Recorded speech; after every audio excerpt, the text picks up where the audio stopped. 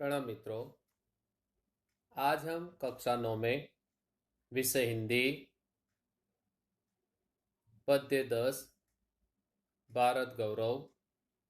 आज के इस तीसरे वीडियो में हम कविता के स्वाध्याय के प्रश्नों के उत्तर के बारे में देखेंगे। तो आइए स्वाध्याय में प्रश्न नंबर 1 देखिए। एक दो वाक्य में उत्तर दीजिए, जिनमें पहला प्रश्न है, भारत को प्रकृति का लीला स्थल क्यों कहा है? प्रश्न नंबर 1 का उत्तर है, भारत में हिमालय के समान मनोहर पर्वत तथा गंगा जैसी पवित्र नदियां हैं, इसलिए भारत को प्रकृति का लीला स्थल कहा गया है। प्रश्न नंबर 2 देखिए, भारतवर्ष को वृद्ध क्यों कहा गया है? प्रश्न नंबर 2 का उत्तर है, भारत संसार का सबसे पुराना देश है, इसलिए उसे वृद्ध कहा गया है। प्रश्न नंबर 3, विधाता ने नर सृष्टि का विस्तार कहाँ से किया है? प्रश्न नंबर 3 का उत्तर है, विधाता ने नर सृष्टि का विस्तार भारत से किया है। प्रश्न नंबर 4, आर्य किन किन विषयों के आचार्य थे?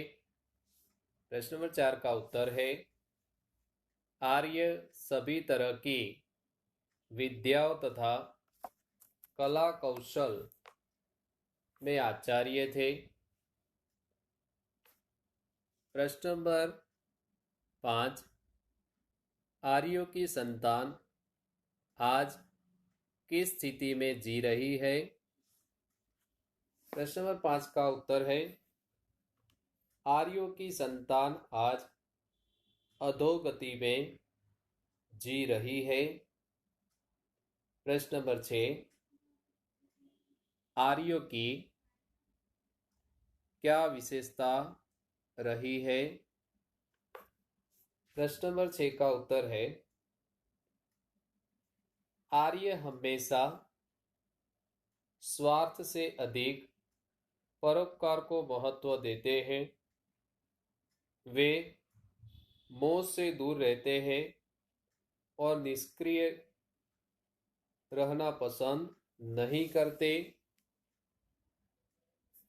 प्रश्न नंबर 2 देखिए, 5-6 वाक्यों में उत्तर दीजिए, जिनमें पहला प्रश्न है,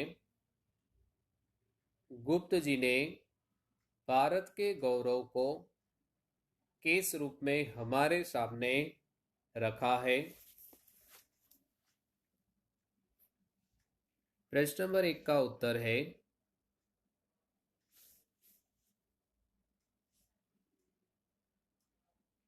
मैथिली शरण गुप्त जी ने हमें बताते हैं, भारत प्रकृति का पुण्य लीला स्थल है। यह ऋषियों की पावन भूमि रही है। भारत ही संसार का सिरमौर है। भगवान की बनाई हुई बहुभूतियों का सबसे पहला भंडार भारतवर्ष ही है। यहाँ के निवासी आर्यों की यह प्रसिद्ध भूमि है। आर्यों ने ही संसार को विद्या और कला कौशल की शिक्षा दी। इस प्रकार कवि ने भारत के गौरव को हमारे सामने रखा है। प्रश्न नंबर 2, भारतवासियों के बारे में गुप्त जी क्या कहते हैं? प्रश्न नंबर 2 का उत्तर है, गुप्त जी के अनुसार भारतवासी आर्यों की संतान हैं। एक समय था जब आर्य विद्या और कला कौशल में सबसे आगे थे। ज्ञान विज्ञान के क्षेत्र में उनका कोई मुकाबला नहीं कर सकता था, परंतु उन महान आर्यों की संतान होकर भी आज भारतवासी अधोगति में पड़े हुए हैं। प्रगति की दौड़ में वे पूरी तरह पिछड़ गए हैं। फिर भी अपने महान पूर्वजों के उच्च आदर्शों को हम भूल नहीं पाए हैं। मित्रों, यहाँ पर हमने स्वाध्याय में से प्रश्न नंबर 1 और 2 के विषय में देखा। आगे के प्रश्नों के उत्तर जो है, प्रश्न नंबर 3, योग्य विकल्प द्वारा रिक्त स्थानों की पूर्ति कीजिए। प्रश्न नंबर 4, क विभाग को ख विभाग के साथ उचित रूप में जोड़ते हुए पूरा वाक्य लिखिए। प्रश्न नंबर 5 में भाव स्पष्ट कीजिए। इनमें जो प्रश्न है, वृद्ध भारतवर्ष ही संसार का सिरमौर है, और दूसरा प्रश्न है, भगवान की भवभूतियों का यह प्रथम भंडार है। हमने जो कविता का भावार्थ पढ़ा है, उस भावार्थ के आधार पर आपको प्रश्न नंबर 5 के प्रश्न नंबर 1 और 2 के उत्तर लिखने होंगे। प्रश्न नंबर 6 में शब्दों के विरुद्धार्थी शब्द लिखिए, जिनमें आपको जो किताब में विरुद्धार्थी शब्द दिए हैं, इनके शब्द भी आपको अपनी ओर से लिखने हैं। और अंत में प्रश्न नंबर 7, शब्दों के पर्यायवाची शब्द लिखिए। आपको किताब में जो शब्द दिए गए हैं, उन शब्दों के अर्थ भी यानी पर्यायवाची शब्द आपको अपनी ओर से लिखने होंगे।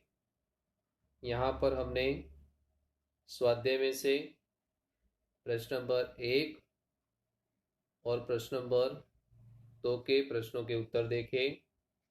प्रश्न नंबर 3, 4, 5, 6 और 7 इनके प्रश्नों के उत्तर आपको किताब में से अपनी ओर लिखने होंगे।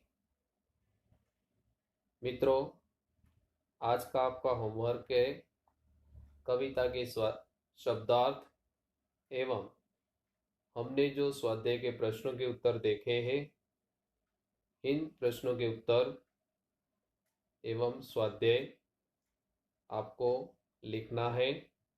प्रणाम, अस्तु।